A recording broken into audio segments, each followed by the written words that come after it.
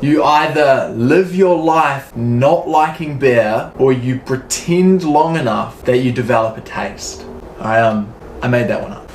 It all started because, you know, we're at a party, or we were walking into the living room and we wanted to ask Dad if we're gonna watch some TV or something like that. So you walk on in and your dad's drinking with all his friends and they're all having a beer and they all look so manly and stuff, and so, oh Dad, can I watch some TV? And he's just like, oh yeah, why not, blah, blah, blah, blah. It's like, hey son, you wanna sit? And you're like, oh, yeah, okay. And so you grab it and then you give it a good sit, and everyone's like watching you and looking at you, and your mouth is welling up and your face is going red, and you go like, tastes good. And then you pretty much do that for the rest of your life until you actually like it. I've gone to a point where I want to learn how to like beer, and I want to throw aside all of the morality of substance and everything. I just want to know, when I'm in some random country in the middle of nowhere and I'm being shown around this small little town, and this guy's like, oh, you have to try our local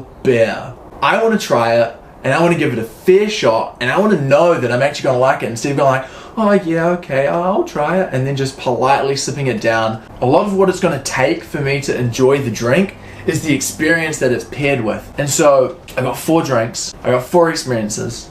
The first drink we have is a Parrot Dog American Pale Ale. God knows what that is. Pale Ale? Don't know. No idea. Parrot Dog APA. Drink in a comfortable setting.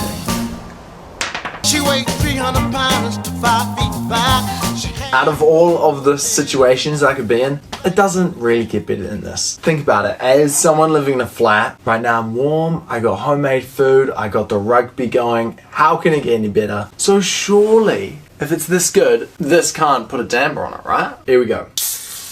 Oh, god damn it. Open mind, open mind.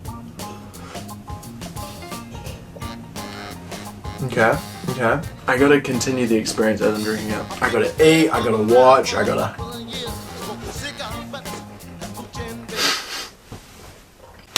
Damn it! I did that thing again. Right. Ugh. I just like, shudder. I don't like it. I just don't like it. I wanna like it. I set up the whole room for this, man. And the All Blacks are losing. The second drink, a Ghostlight Garage Project craft beer. When the theaters close, the doors... Whoa. I feel like they just sort of talk a lot of shit on the descriptions. I don't know if that sounds good or not, to be honest. Craft beer. Just pretend you like it. Like the tide winds blowing in from the ocean. Now I know what you're thinking. How extremely creative, Caleb. The experience that coincides alongside this drink is just I'm just gonna drink it. I'm not even gonna peep about it. I'm just gonna eat it and engage and just keep in conversation with you. Here goes nothing.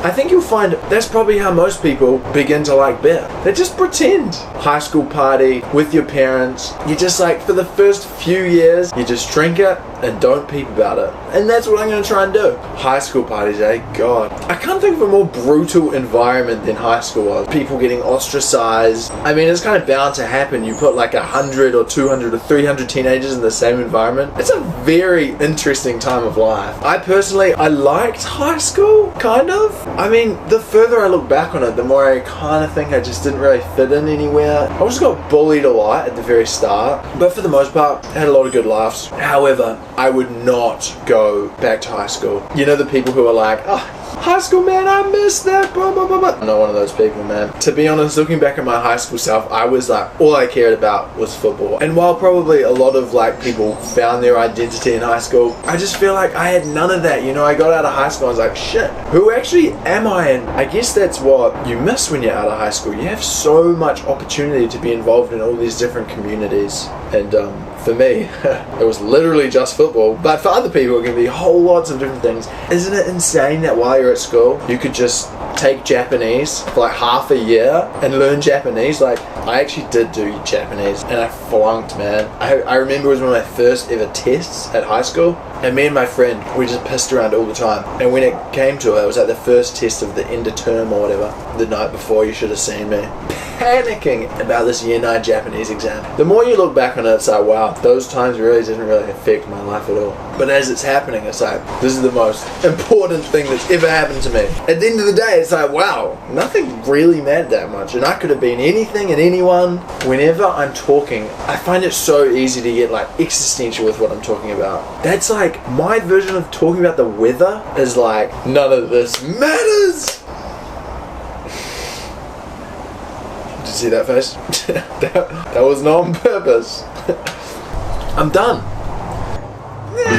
Our third drink, a world favourite, just a classic Heineken, really. I think these drinks is probably just like one of the baseline drinks, you know, that's just like a very vanilla type beer.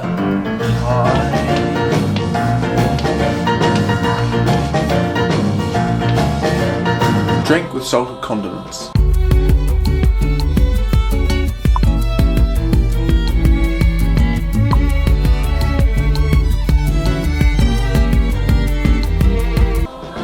I'm on my way home.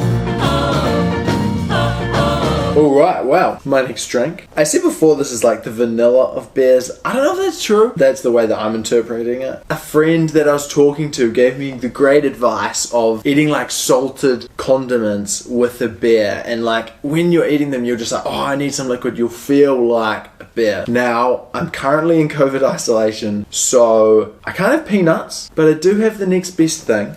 Some Mexicano corn chips.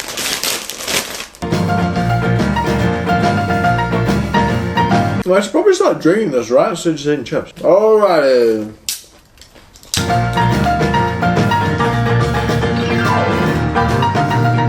I said I was going to be honest. I really can't do it, guys. The chips, fantastic. The beer, it's killing me, man. I'm on my way home. My number 4, a classic Kiwi staple. A Panhead Supercharger. I specifically remember drinking this in high school and just thinking in my head, this tastes like Panhead. Drink after a hard day's work.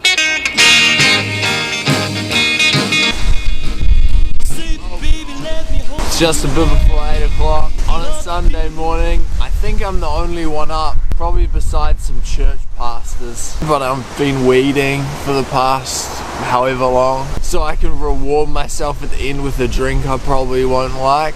I have a lot of respect for gardeners now, because that was bloody awful. What a way to start the day.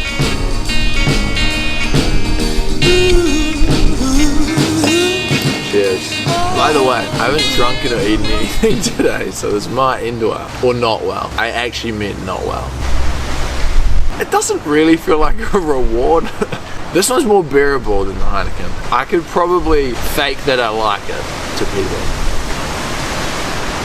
Am I convincing now? No, I'm not. Not at all, Caleb. It's too early in the morning for this, man. So, Panhead at 10 a.m. in the morning, I think it's a no-go. I'm trying though, I really am trying. What's happening here? Is that like sacrilege to drink the phone? I feel like I have a lot more to talk about if I ended up liking beer. I gave it my best shot. I tried them all. I don't know. I feel like though, my knowledge is definitely not the best to go off. So if you have any recommendations of drinks or drinks paired with experiences that will help someone learn, then let me know. Comment below. I don't know. I just chose these random drinks based on what I knew, and to be honest, what was the cheapest. Unfortunate ending, the bar is closing.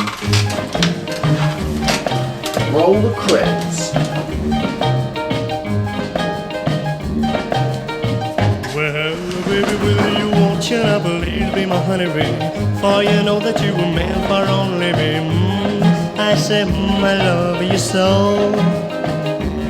I need you and I want you, honey child. Just to kiss you, baby, walk a million miles.